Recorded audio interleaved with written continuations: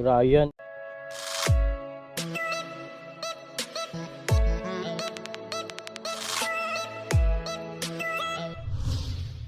Bye. Yo, what's up mga kamegs? Ayan o, ipapakita na ako no. Ayan, nakikita niyo mga flying fish. Ayan, dami niya mga kamegs, 30 kilos yan. Ang gagawin namin ni Modra ay gagawin namin siyang baugwa, parang daing na rin siya. So masarap to mga kamegs, mas masarap pa to sa tuyo. Itong ating bansi o flying fish. Tapos ito kami ni Modra pipwesto kasi nga gawang hindi siya mainit. Ang oras natin ngayon ay 12:30. Yan. So sisimula namin ni Modra maya maya. Kukuha lang ako ng tubig dagat. Tapos lagay natin dyan. Sobrang init kasi, kaya dito kami sa loob ng bahay pipwesto. Ayan o, maraming init. Ayan lang. Kaya mga kamigs, kukuha lang akong tubig ha. Kukuha lang ako ng dagat para simulan na namin ni Modra. Tapos lalagay namin dyan. Alright, let's go. So ayan ako mga kamigs. Ayan si Modra. Ayan ginagawa nyo. Ayan, tatanggalan ng kaliskis no. Kaliskis tsaka pakpak. Flying fish. Mas pasarap pa to sa tuyo mga kamigs. Ang tuyo ay mahal, ito mura lang. Pero kapag anong tawag nila? Natuyo. Nabaog na. Kapag natuyo. Kapag nabaog na siya mga kamigs, tuyo ng labas niyan. Yung nga lang medyo matrabahoso kasi imagine nyo mga kamigs ha. Ganyan yung gagawin namin ni Modra. Sa dami-dami niyan, time check natin. Start kami ng 12:35. 12:40 kami mag-start. So hindi namin alam kung ilang oras kami matatapos na ito. Sobrang dami. Ayan o. Oh, diba yan pa lang, kukunti. So alam mga kamigs, simulan na namin. Tulungan ko muna si Modra para mas mabilis yung galawan namin. Alright.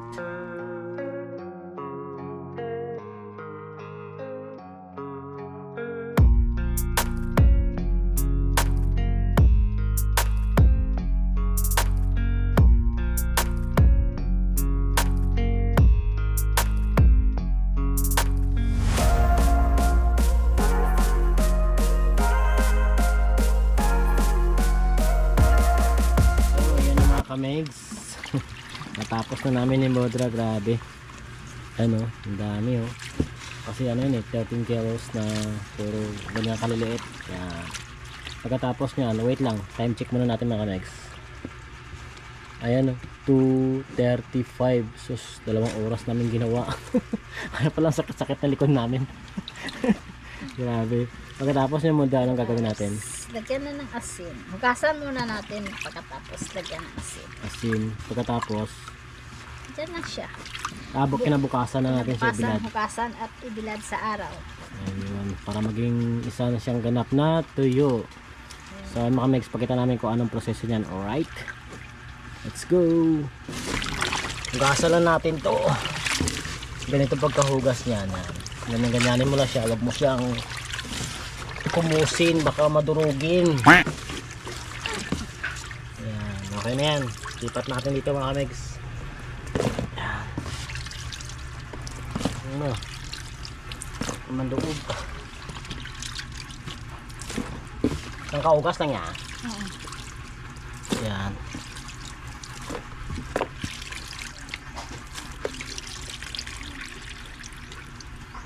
Okay lang, may tubig-tubig. Balik na ito na karang yan.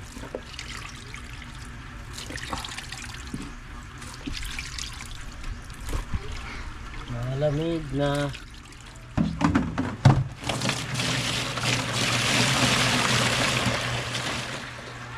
Okay. Natinik.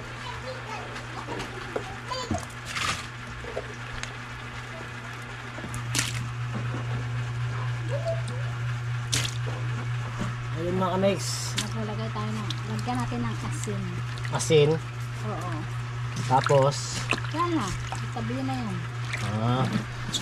so lagyan ng Yan. asin. Tapos hintayin na natin Tapos, asin. bukas ng umaga, pag sikat na araw, Hugasan ulit at Bilad. bilad sa alam. Eh.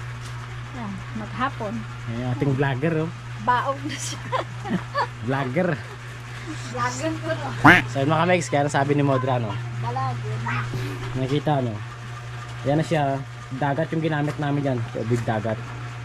Tapos lalagyan ng asin. Usually kasi kapag gumawa kami ng daing, dry talaga siya mga Megs. Asin lang talaga ilalagay. Pero iba naman tong style. Lagyan mo siya ng dagat. Tapos saka mo siya lagyan ng asin. Tansyahin mo lang yung asin mga Megs na wag sobrang alat naman. Para siyempre pag kinain natin yan, hindi siya ganun kaalat, diba? Tapos bukas na umaga nga, tutuloy natin to bukas na umaga mga Megs. Para may bilad natin. Kaso ang problema natin ngayon, ayun o, napapansin nyo yung panahon, madilim, umuulan na nga siya eh. Yun, sana ngayon lang yan. Sana bukas mawala na yan. Nahingal ako. Konti lang yung trabaho pero parang nahingal ako mga Megs. So yun lang, malis muna si Modra, kumuha siya ng ano, kumuha siya ng asin. So gaya ng sabi ko rin na kanina, tutuloy natin yung bukas na umaga mga Megs. So sa ngayon, pagkatapos lagyan ng asin nga, yun, takpan muna natin at pagpahingayin natin yung ating isda, yung flying fish. Pero sinisigurado ko sa inyo mga Megs, kapag natapos na tong proseso na to, mas masarap pa to sa daing or sa tuyo na binibili natin. Itong flying fish, mas masarap to. Alright, let's go! So ayan na mga Megs, ang aming asin. Ayan, kanya karami. Ubusin ba to? Oo. Kalating kilo. Ay, Lahat ng gantong. kalating gantang. Sinawa ko. Ganyan mo. Tapos halu-haluin daw natin ito mga Megs.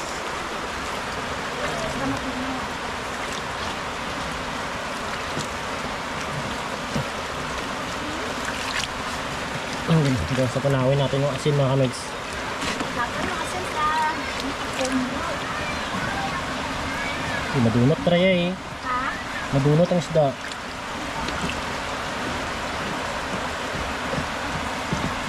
Kailangan kasi mga Megs, tunawin yung asin. Dapat pala ano, inuna mo natin tinunaw ang asin eh, bago lagay yung isda. Sa kalalikan mo. Pwede yung asin. Medyo may kamalian mga Megs. Dapat naman Inuna yung isda bago yung asin. Hirap tuloy tunawin yung asin pero okay lang mga Megs kasi ganun din naman yan, matutunaw din naman yung asin yan. Bakulang ba na yun? Kung nasa kantang. naku na mukha. Ulam. So ay mga Megs, talaga eto sasabihin namin yung katotohanan ano. Hindi talaga namin to alam eh paano gawin eh. Kailangan ko ng asin lang. Hindi pag kumain. Ito kasi anong tawag dyan Mudra? Kuma. Tuma ang tawag dyan na yung asin tutunawin dun sa dagat. Ay, hindi masyado maalat. Yun, tapos lalagay yung isda kasi ano para hindi siya masyadong maalat yun. So ang problema, first time namin ni Modra ang ginawa yung ganito kasi usually pag gumagawa kami niyan, asin talaga, yung tipong asin lalagay sa isda.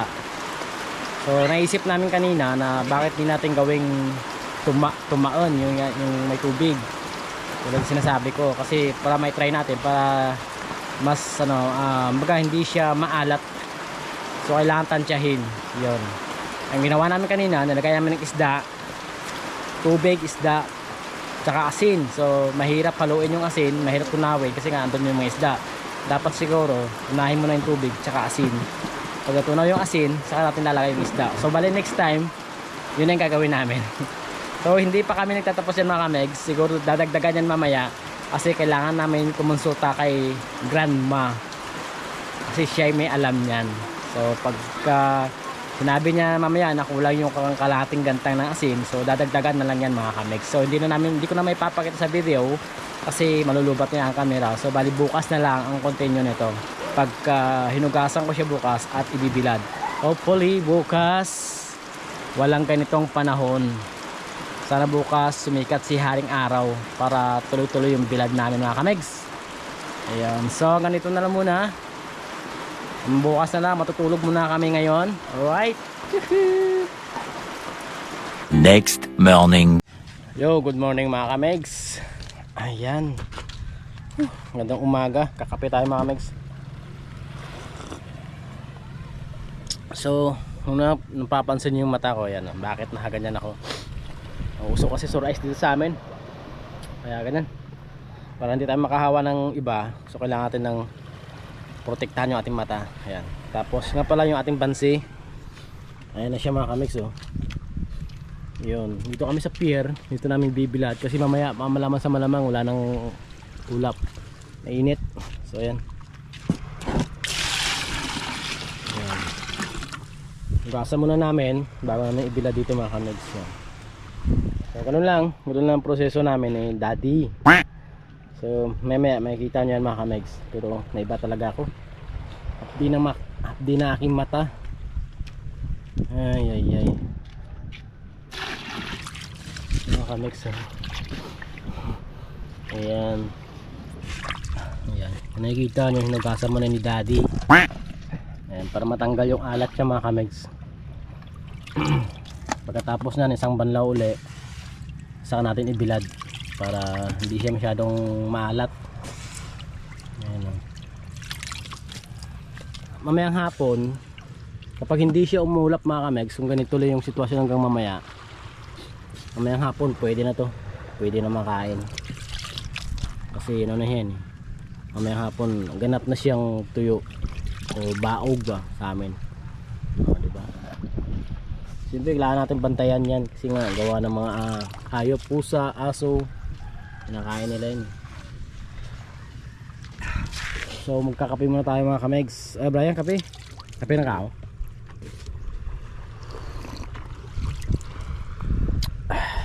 Imugli ya Brian ang. Brian, imugli bang ko ino?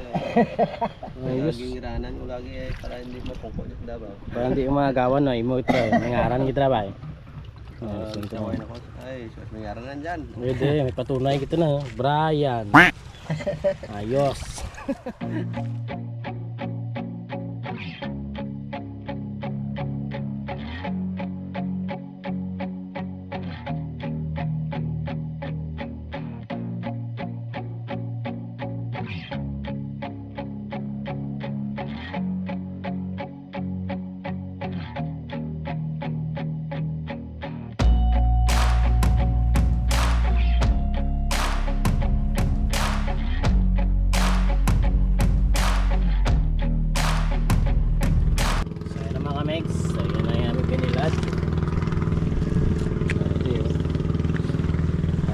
Rin.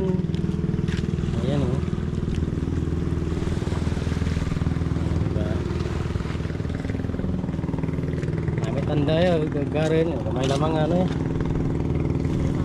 Gamay lamang antos. Hindi tiis na lang, tuyo na siya. Mas masarap pa to sa lamayo. Bansi.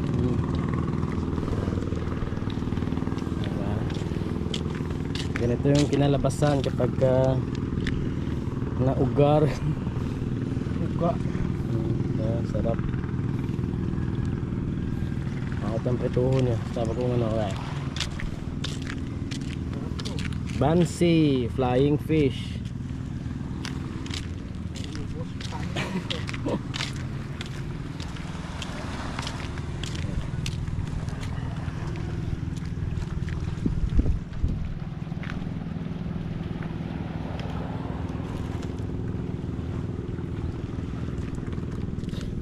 So ayun mga megs, bali wala tayong relo. Babalikan natin mamayang tanghali para baliktarin na naman siya. So kung gaano siya karami. Ayan. Kailangan tiyagaan para baliktarin. Tapos sakto yung mamayang hapon, pwede na siya. Pwede mo na siyang ulamin mga megs. Mukhang maganda yung panahon ngayon, walang ambon, walang ulap ba. So hopefully dire-diretso para mabilis matuyo yung ating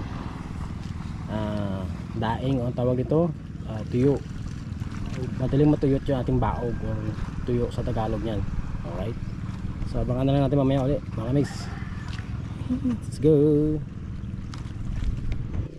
So what's up mga kamegs, so ito na po yung aming finished product ni Modra mga kamegs, yung aming flying fish. Ayan o, nakita, nakaripak na siya kasi nakalimutan ko eh. Kung napapansin nyo, kakunti na lang natira. Yung iba kasi nito na ipadala na namin sa bayan. So ito na lang natira sa amin. Wala talaga sa isip ko mga kamigs kasi 2 araw kasi namin binilad-bilad to. Kasi nga gawa nga ng panahon na laging naulan. Kaya hindi namin naibilad na maayos. Pero okay siya mga kamigs. Subok na namin to, natikman na namin. Okay siya, hindi siya maalat. So ito na yung aming finished product. Alright, let's go.